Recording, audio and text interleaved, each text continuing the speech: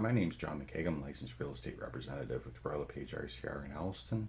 I've been licensed since 2000, doing a series of short videos regarding real estate related topics. And this one is regarding surveys and plan of subdivisions. When you receive an agreement of purchase and sale, quite often in that agreement, the buyer will be looking for a copy of either a survey if it's a rural property or a plan of subdivision if it's an urban property. Quite often written in a way that they're asking for the most current and up-to-date survey or plan of subdivision, and sometimes they'll ask for even more detailed survey showing the lot lines, the encroachments, and also where the buildings are located on the property. Now, it doesn't necessarily mean that that's what you have to provide. Quite often what you'll provide is whatever you have in your possession.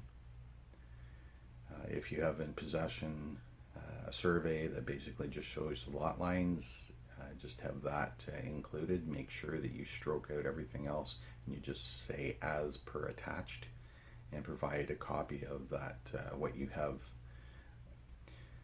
In some instances, the buyer will be insistent that they receive a updated survey showing the buildings for one reason or another. That may be something that's very important to them. In that case, it could become a negotiating item, and in some instances it's the responsibility of the seller to provide that, so there will be a cost to it. Surveys can get fairly expensive. They can run anywhere from $2,000 and up. Quite often I hear that surveys are $4,000 and $5,000 depending on how detailed the property is and how detailed the survey needs to be. In other instances, it can be where the buyer and the seller agree to split the cost, and in some instances it will be the responsibility of the buyer, but that's pretty rare. It's quite often the seller who is responsible for providing that survey. It all depends on how important that survey is to the buyer, and sometimes the buyer, it will be so important that it could actually be a deal breaker. Not very often, but sometimes in some cases it could be. But again, the most important thing is you're showing the boundaries of the property. When you are listing your property, if your agent doesn't ask for it, you should provide your agent a copy of the survey.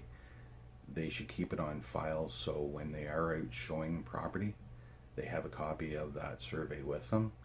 What I find is that when people are out with me and they're looking at properties, rural properties, it's important to have a survey so you can show where the lot lines are.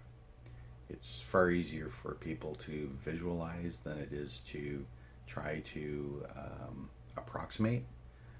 There's been situations where I don't have a survey and I'm basically just using a land reference. That's not terribly accurate.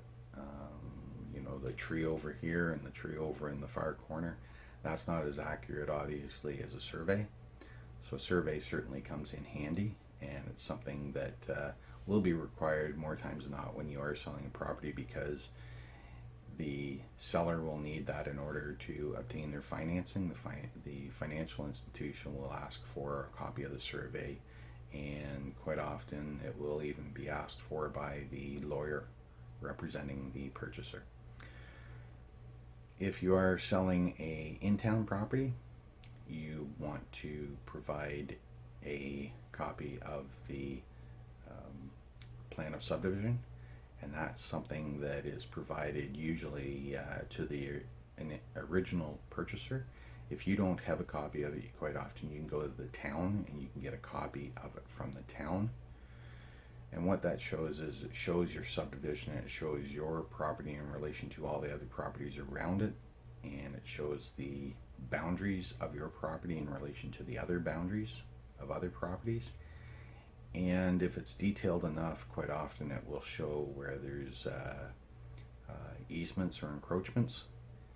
And what that's important for is that if somebody's thinking about purchasing an in-town property and they want to put in a pool, they want to make sure that there's no encroachments or easements that would prevent them from putting that pool in. Again, they're going to be asking for that as part of the purchase more times than not. Any offers that I ever do, I ask for either a survey or a plan of subdivision. Whether we need it or not, it's good to have. It's easier to obtain it at the time of purchase than after. So that should be part of, when you are listing a property, that's something that you should provide to your real estate agent as part of the package that they use in order to promote your property. So I hope you find that useful. So that's the difference between surveys, which are for rural properties, and plan of subdivisions, which are for newer subdivisions. If you have any questions regarding these or other topics, feel free to give me a call. My name is John McKeag. I'm a licensed real estate representative with Royal LePage RCR in Alliston. Been licensed since 2000. In order to reach me, you can reach me in person. I'm with Royal LePage RCR at 7 Victoria Street West in Alliston. My Toronto line is 1-866-772-5368. My local is 705-435-3000. My direct is 705-791-2221. My website is www.johnmckeagsells.ca. My email is johnmckeag@royallepage.ca. And my Facebook business page is the symbol @John McKeag Realtor. If you do know somebody who's thinking about purchasing or selling in the area, feel free to pass my name on to them. I'd certainly appreciate the opportunity to work with them and with you. One of the greatest compliments I can receive as a realtor is a referral of someone's family or friends, and I certainly take great pride in working with people, whether it's yourselves or family members, whomever. So thanks very much for your time.